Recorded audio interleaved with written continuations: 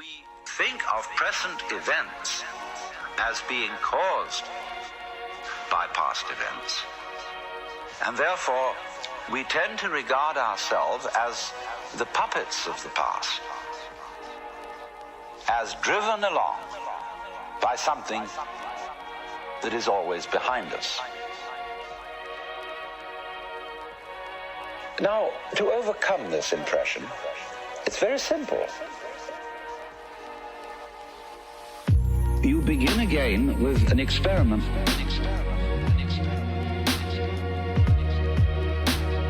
Approach the world through your ears. If you shut your eyes and make contact with reality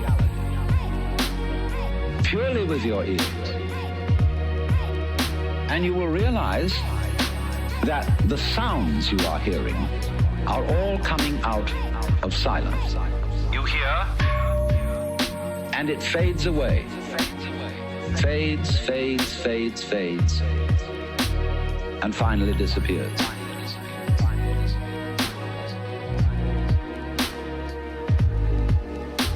It's a curious world, this, isn't it? Because you hear all the realities in it. The sounds, suddenly coming out of nothing. You don't see any reason for them to begin. They just appear, and then they echo away through the corridors of the mind, which we call memory.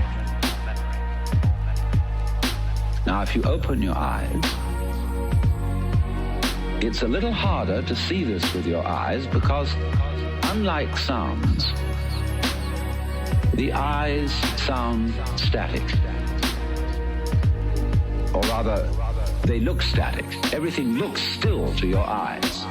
But you must understand, the world you are looking at, say when you look at a light, that light is vibrating.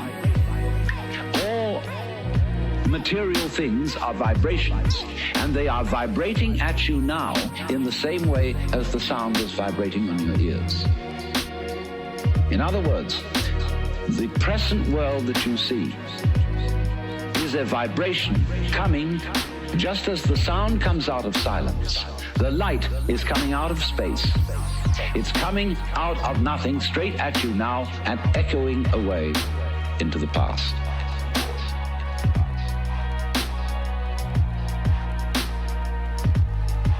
So the course of time is really very much like the course of a ship in the ocean.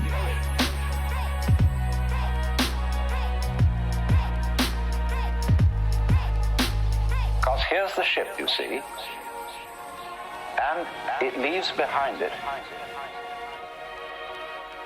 a wake.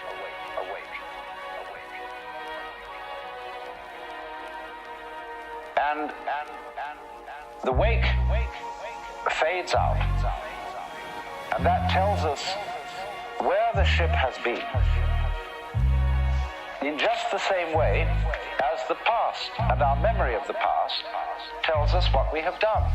But as we go back into the past, and we go back and back to prehistory, and we use all kinds of instruments and scientific methods for detecting what happened, we eventually reach a point where all record of the past fades away in just the same way as the wake of the ship.